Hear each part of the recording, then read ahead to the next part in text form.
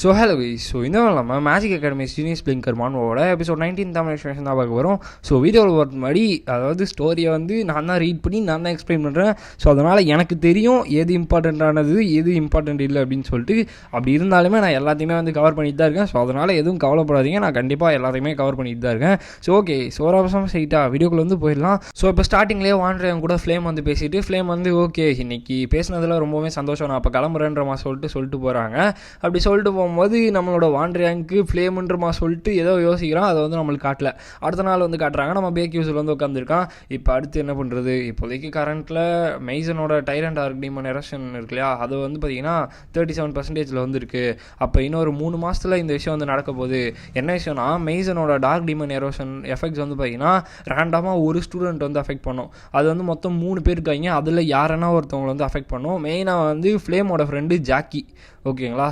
So இவங்க வந்து ஒரு கேண்டிடேட்டு. ஸோ அடுத்தது வந்து பார்த்திங்கன்னா நம்மளோட ஹாங்பியானோட கிளிக் மெம்பர் அந்த ஆர்ஷ்வாங். ஸோ அந்த ஆர்ஷ்வாங்னா யார் தெரியுமா? அந்த ஒரு பொண்ணு வந்து எப்பயுமே பிரின்சஸோட ரொம்பவுமே பவர்ஃபுல்லாக இருக்கணும்னு சொல்லிட்டு பார்த்துட்ருக்குவேன். அந்த பொண்ணு தான் வந்து பார்த்திங்கன்னா ஆர்ஷ்வாங்.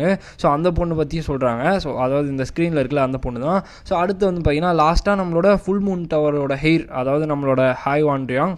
ஸோ இந்த 3 பேர் தான் வந்து பார்த்திங்கன்னா மெயினாக இந்த விஷயத்தில் வந்து இருப்பாங்க. ஸோ அதனால் இந்த ஹாய் வாண்ட்ரியாங் மட்டும் இந்த கேஸில் இன்வால்வ் ஆகாமல் இருந்தால் நல்லாயிருக்கும்னு நம்ம சொல்லிட்டு நம்ம ஹீரோ வந்து யோசிப்பான். அப்படி சப்போஸ் அவன் இன்வால்வ் ஆனால் அதுதான் இருக்கிறதுலே ஒஸ்ட் சினாரியோன்ற மாதிரி எல்லாம் நம்ம ஹீரோ வந்து சொல்லிகிட்டு இருக்கான்.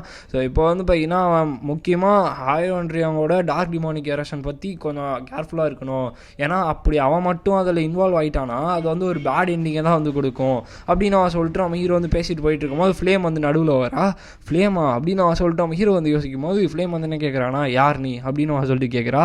அப்போ நம்ம ஹீரோ வந்துட்டு ஏன் இதை நீ சடனாக வந்து கேட்குற அப்படின்னு அவன் சொல்லி கேட்குறான். அப்போ வந்து பார்த்தீங்கன்னா நீ என்னோட லாஸ்ட் டைம் நான் கேட்கும் போதே ஒழுங்காக வந்து ஆன்சர் பண்ணல உன்னோட ஐடென்டிட்டி பற்றி அப்படின்னு நம்ம சொல்லிட்டு அவங்க சொல்லும் போது நம்ம ஹீரோ வந்து இதே கொஸ்டினா, இந்த கொஸ்டின் தான் எனக்கு ரொம்பவுமே கஷ்டமாக இருக்குது அப்படின்னு அவன் சொல்லிட்டு நம்ம ஹீரோ வந்து யோசிச்சுக்கிட்டு இப்போ வந்து என்ன சொல்கிறான்னா, ஃப்ளேம் கிட்ட உண்மையாக சொல்கிறது அப்புறம் அவகிட்டேருந்து இன்ஃபர்மேஷன் எடுக்கிறது வந்து பார்த்தீங்கன்னா ட்ரூ எண்டிங்க்கு போகிறதுக்கு உண்மையாக ரொம்பவுமே ஹெல்ப்ஃபுல்லாக இருக்கலாம். பட் இப்போதைக்கு என்கிட்ட ஜெயிக்கிறதுக்கு எதுவுமே இல்லை, தோக்கிறதுக்கு எதுவுமே இல்லை. ஸோ அதனால் பிரச்சனை இல்லைன்னு சொல்லிட்டு அவனை பற்றி அவன் சொல்லான்னு வருவான். திடீர்னு வார்னிங் வந்துடும். ஸோ ஆக்சுவலாக வந்து பார்த்தீங்கன்னா நீங்கள் வந்து ஒரு பொசஸர், ஸோ அதனால் அதுக்கு ரிலவெண்ட் கேரக்டருக்கு வந்து நீங்கள் ஃபேக்ட் வந்து ரிவீல் பண்ணக்கூடாது, இது வந்து ஒரு வார்னிங் அப்படின்னு சொல்லிட்டு அவனுக்கு நிறைய வார்னிங் வர ஆரம்பிச்சிருது. ஏன்னா இந்த இன்ஃபர்மேஷன் நாலேஜ்லாம் நீங்கள் வந்து பார்த்தீங்கன்னா யார்கிட்டயே ஷேர் பண்ணக்கூடாதுன்னு வந்தோடனே நம்ம ஹீரோ வந்து பார்த்தீங்கன்னா எனக்கு இப்போதைக்கு என்னால் ஒன்றும் சொல்ல முடியாது, வேணால் இந்த மாதிரி வச்சுக்கலாம். என்னென்னா நம்ம 2 பேருக்குமே சீக்ரெட்ஸ் இருக்குது, இது 2 பேருமே வந்து ரிவீல் பண்ண யோசிக்கல இல்லையா, அதாவது ரிவீல் பண்ண விரும்பலை. ஸோ நம்ம வந்து பார்த்திங்கன்னா பாதியாக வந்து சொல்லிக்கலாம் அப்படின்னு அவன் சொல்லிட்டு ஃப்ளேம் கிட்ட வந்து பார்த்திங்கன்னா சொல்கிறான். அப்போ வந்து ஃப்ளேம் என்ன சொல்கிறான்னா, சரி ஓகே நானே வந்து ஸ்டார்ட் பண்ணுறேன், உனக்கு ஃப்யூச்சரை பற்றி எல்லாமே தெரியும் தானே அப்படின்னு அவன் சொல்லிட்டு வந்து பார்த்திங்கன்னா சொல்கிறாங்க. அப்போ நான் இதுக்கு பதில் சொன்னனாலே மொத்தம் கிட்டத்தட்ட பாதிக்கு வந்து சொல்லியிருப்பேன், ஏன் இவன் இவ்வளோ ஃபாஸ்ட்டாக போகிறான்றமா சொல்லிட்டு நம்ம ஹீரோ வந்து பார்த்திங்கன்னா யோசிச்சுட்டு இருக்கான். அப்போ வந்து ஓகே நீ வந்து ஒரு கொஷின் தானே கேட்குறேன்னு சொன்னேன், பட் ஆனால் இந்த கொஷினில் நிறைய விஷயங்கள் வந்துருக்குன்றமா சொல்லிட்டு நம்ம ஹீரோ வந்து யோசிச்சுட்டு வந்து பார்த்திங்கன்னா இப்போ நீ இந்த ஸ்கூலில் வந்து என்ன வந்து சாதிக்கணும்னு நினைக்கிற அப்படின்னு நான் சொல்லி கேட்கும் போது எனக்கு இந்த வேர்ல்டை வந்து பார்த்திங்கன்னா கரெக்டான டைரக்ஷனில் கூப்பிட்டு போகணும், அதாவது கொலாப்ஸ் ஆகாமல் இருக்கணும் அப்படின்றது தான் அவங்களோட வேலை. ஸோ இப்போ வந்து பார்த்திங்கன்னா இந்த வேர்ல்டு வந்து அன்ஸ்டேபிளாக இருக்குது உனக்கே தெரியுன்ற மாதிரி சொல்லும் போது நம்ம ஹீரோ வந்து ஓகே இது வந்து ஒரு ரிலீஃபாக இருக்குது அப்படின்னு நான் சொல்லிட்டு பார்க்குறாங்க. பட் ஆனால் இவனோட நிறைய ஆன்சர்ஸ் வந்து பார்த்திங்கன்னா ஃப்ளேமை சாட்டிஸ்ஃபை பண்ணுற மாதிரி இல்லை. ஸோ அதனால் வந்துட்டு உனக்கு கண்டிப்பாக எதனா ஒரு கைண்ட் ஆஃப் கோலோ இல்லை உனக்கு எதனா தேவைப்படும், அது என்னது அப்படின்னு அவன் சொல்லி வந்து பார்த்திங்கன்னா கேட்குறாங்க. எனக்கு வந்து உண்மையாக தெரியல, பட் எனக்கு வந்து இங்கே வந்து வாழணும் அவ்வளோதான் அப்படின்னு அவன் வந்து பார்த்திங்கன்னா சொல்கிறான். வாழணுமா அப்படின்னு அவன் சொல்லிட்டு அவங்க யோசிச்சுட்டு அப்போ நானே ஃபஸ்ட்டு போகிறேன் அப்படின்னு நம்ம சொல்லிட்டு அவங்க அழுதுகிட்டே வந்து போகிறாங்க. இது ஆக்சுவலாக என்ன விஷயம்னு யாருக்குமே வந்து புரியல. இந்த இடத்துல வாண்டரியாங்க வந்து பார்த்திங்கன்னா தூரத்தில் நின்று இதெல்லாம் பார்த்துட்டு ஃப்ளேம் அழுக வச்சிட்டாலன்றமா சொல்லிட்டு பயங்கர வெறியோட வரான். ஸோ இந்த வேர்ல்டுலேயே பயங்கர ஸ்ட்ராங்கஸ்டான கேரக்டர் என்ன எதிர்த்து முறைச்சினே வரானேன்றமா சொல்லிட்டு வந்து பார்த்தீங்கன்னா நம்ம ஹீரோ வந்து யோசிச்சுட்டு இருக்கான். டக்குன்னு வந்து பார்த்தீங்கன்னா நம்ம ஹீரோ வந்து வாண்டரியாங்கிட்ட எப்பா நீ நினைக்கிற மாதிரிலாம் எதுவும் கிடையாது, ஸோ அந்த மாதிரி எந்த விஷயமே கிடையாது, இது வந்து சிம்பிளான ஒரு விஷயம் தான், அதனால் நீ வந்து பயப்படாத, ஃப்ளேம் ஒன்றும் ஆகலை அப்படின்னு அவன் சொல்கிறான். அப்போ நீ சொல்கிறத நான் நம்படுமா அப்படின்னு அந்த இடாவது கேட்கும்போது ஆமாம் உண்மையாக நான் எதுவுமே பண்ணல, நீ நினைக்கிற மாதிரிலாம் எதுவும் இல்லைன்னு சொன்னோன்னே ஐயோ அப்போ சாரிப்பா நான் தான் வந்து தப்பாக இது பண்ணிட்டேன் அப்படின்னு நான் சொல்லிட்டு அவன் அங்கேருந்து பாய் சொல்லிட்டு கிளம்பிடுறான். எப்பா இவன் ஏன் இந்தளவுக்கு இப்படி வரான் அப்படின்னு அவன் சொல்லிட்டு யோசிச்சதுக்கப்புறம் தான் தெரியுது அவனுக்கு வந்து க்ரஷ் இருக்கும் ஃப்ளேம் மேலே.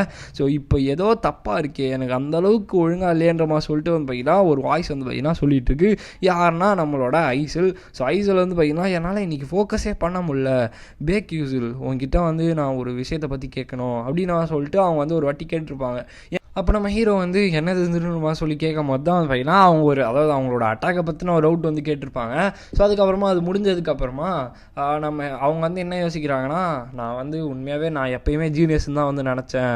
பட் இந்த தாட் வந்து எனக்கு போயிட்டே இருந்துச்சு. ஏன்னா அந்த விமனை வந்து நான் தோக்கடிக்கணும்னு நினச்சேன். அதை வந்து நான் நம்பினேன். பட் ஆனால் இப்போ நான் என்னவா இருக்கேன், என்னால் ஒன்றுமே வந்து பண்ண முடியல. இப்படியே போயிருந்துச்சுன்னா என்னோடய அப்பாவுக்காக என்னால் வந்து பழி வாங்கவே முடியாது. அந்த டர்ட்டி அடோல்பிட்ஸ் அவங்கள தான் வந்து கண்டிப்பாக நான் வந்து பழி வாங்குவேன். என்னோடய அப்பா வந்து ட்ரைட்டராக மாற்றி அவங்க தான் வந்து பையனாக கொன்னாங்க. ஸோ கண்டிப்பாக அவங்களுக்கு ரிவெஞ்ச் இருக்கணும், நான் கண்டிப்பாக பவர்ஃபுல் ஆகணும், நான் இதுக்கு மேலே பயங்கரமாக ஒர்க் பண்ணணும் அப்படின்னு சொல்லிட்டு அவங்க வந்து பையனாக பிளான் பண்ணியிருப்பாங்க. ஏன்னா இப்போ நம்ம பேக் யூஸில் வந்து பையனா அவங்களுக்கு வந்து அவங்க நிறைய இடத்துல இம்ப்ரூவ் பண்ணுன்னு சொல்லி காட்டுறதுனால அவங்க வந்து இவனால நம்ம தான் ஜீனியஸ், நம்மளை வந்து கரெக்ட் பண்ணுறதுக்கு யாரும் இல்லைன்னு சொல்லிட்டு யோசிச்சிருப்பாங்க. இந்த இடத்துல நம்மளோட ஹீரோ வந்து அவங்களுக்கு இது பண்ணுறதுனால அவங்களுக்கு வந்து பார்த்தீங்கன்னா ஒரு இது நம்மளை வந்து இன்னும் பவர்ஃபுல்லாக ஆகணும், நம்ம இன்னும் நிறைய தப்பு பண்ணிட்டு இருக்கோன்றப்பா சொல்லிட்டு ஒரு மைண்ட் செட் வந்து இருக்கும். நான் சொன்னது உங்களுக்கு புரிஞ்சிருக்கும்னு நினைக்கிறேன். புரியலன்னா சொல்லுங்கள், நான் டெஃபினட்டாக லாஸ்ட்டில் எக்ஸ்பிளைன் பண்ணுறேன். ஸோ இப்போ வந்து பார்த்தீங்கன்னா நம்மளோட ஃப்ளேம் பற்றி காட்டுறாங்க. ஃப்ளேம் வந்து தூங்கிட்டு இருக்கும்போது நான் 4 மெம்பர்ஸ் இருக்க ரூம் தான் வந்து சூஸ் பண்ணேன். நீங்கள் ஒரு எஸ்கிளான் ஸ்டூடெண்ட்டாக இருந்தீங்கன்னா 1% ரூம் கூட வந்து சூஸ் பண்ணிக்கலாம். பட் எனக்கு வந்து அதெல்லாம் தேவையில்ல. பேக் யூஸ்ஃபுல் அவனுக்கு வந்து பார்த்தீங்கன்னா உண்மையாக எந்த கோலும் இல்லைன்னு சொல்லிட்டு இருக்கான். பட் ஆனால் ஒரிஜினல் அவளோட லாஸ்ட் பார்ட் படி சில்வர் ஏஜ் இருக்கு இல்லையா, அந்த 11th moon of silver age, அது வந்து நம்மளோட மாயாசிங் கிட்ட என்ன சொல்லியிருக்குன்னா, உன்னால் வந்து டைமை வந்து டேர்ன் பேக் பண்ண முடியும், அதாவது டைமை வந்து மாற்ற முடியும். பட் ஆனால் அதோட ப்ரைஸாக வந்து உன்னோட மெமரிஸ் எல்லாத்தையுமே நீ வந்து இழந்துருவ. ஸோ அதுவும் இல்லாமல் உன்னோட மிஷனை வந்து நீ கம்ப்ளீட் பண்ணோடனே உன்னோட எக்ஸிஸ்டன்ஸே வந்து சீஸ் ஆயிரும்ன்ற சொல்லியிருப்பாங்க. நீ இந்த உலகத்தை காப்பாற்றணும்னு யாருக்குமே தெரியாது. ஈவன் நீ வந்து உன்னோட லவ்டு ஒன்ஸாக இருக்கட்டும், நீ வந்து லவ் பண்ண ஒன்ஸாக இருக்கட்டும், யாருனாலுமே வந்து அதாவது நீ உன்னை பற்றி எல்லா விஷயத்தையுமே வந்து மறந்துடுவாங்க. அப்பயுமே உனக்கு ஓகேவான்ற மாதிரி சொல்லி வந்து வைங்கன்னா அவங்க வந்து கேட்பாங்க. அப்போ மாயாசிங் வந்து இதுதான் என்னோட ஃபேட்னா ஒன்றும் பிரச்சனை இல்லை அப்படின்னு நான் சொல்லிட்டு வந்து ஓகேன்னு சொல்லான்னு வரும்போது ஐசல் வந்து பார்த்தீங்கன்னா உள்ளே வந்து ஸ்டாப் பண்ணியிருப்பாங்க. நீங்கள் இல்லைனா நான் வந்து இருக்கவே மாட்டேன், நீங்கள் இல்லாத ஒரு உலகத்தில் நான் இருக்கவே மாட்டேன், கண்டிப்பாக உங்களை மறக்கிறதுக்கு நான் எங்கன்னா போய் செத்துடுன்ற மாதிரி சொல்லிட்டு அவங்க வந்து சொல்லி 2 பேருமே சேர்ந்து தான் வந்து பார்த்தீங்கன்னா அந்த பேட் எண்டிங்கை வந்து பார்த்தீங்கன்னா எடுத்துகிட்டு வந்திருப்பாங்க. ஸோ அந்த ரெக்ரெஸிங்கை வந்து இது பண்ணுறாங்க. அவள் வந்து கன்வின்ஸ் பண்ணதுனால மொத்த வேர்ல்டுமே வந்து பார்த்தீங்கன்னா டெஸ்ட்ராய் ஆயிரும். ஸோ இதுதான் வந்து பார்த்தீங்கன்னா கதை உங்களுக்கு புரிஞ்சிருக்கும்னு நினைக்கிறேன். ஸோ இப்போ வந்து பார்த்தீங்கன்னா இந்த வேர்ல்டு வந்து ஒரு இப்போ நடந்துட்டு இருக்க இந்த வேர்ல்டு வந்து ஒரிஜினல் லாவிலேருந்து டிஃப்ரெண்ட் ஸ்டோரியாக இருக்குது.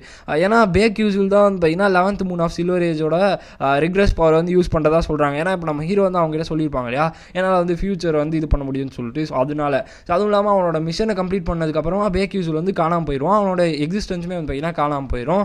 பட் ஏன் வந்து யாருக்குமே வந்து இந்த இவனோட மெமரிஸை பற்றி போகாமல் இருக்குது. ஸோ இவனுக்கு வந்து பார்த்தீங்கன்னா இவனோட ஒரே ஒரு மிஷன் இவன் உயிரோடு இருக்கணும் மட்டும்தானே அப்படின்னு சொல்லிட்டு அவங்க வந்து யோசிச்சுட்டு இருக்காங்க. இப்போ இதுதான் உண்மைனா அப்படின்னு சொல்லிட்டு அவங்க யோசிச்சுட்டு இருக்கும்போது உள்ளே வந்து ஜாக்கியை வந்துட்டு ஃப்ளேம் வாண்ட்ரியாங் வந்து உனக்காக வெயிட் பண்ணிட்டு இருக்கான் அப்படின்னு சொல்லும் போது எனக்கு உடம்பு சரியில்லைன்னு சொல்லு அப்படின்னு சொல்லி அனுப்பிச்சிடுறாங்க.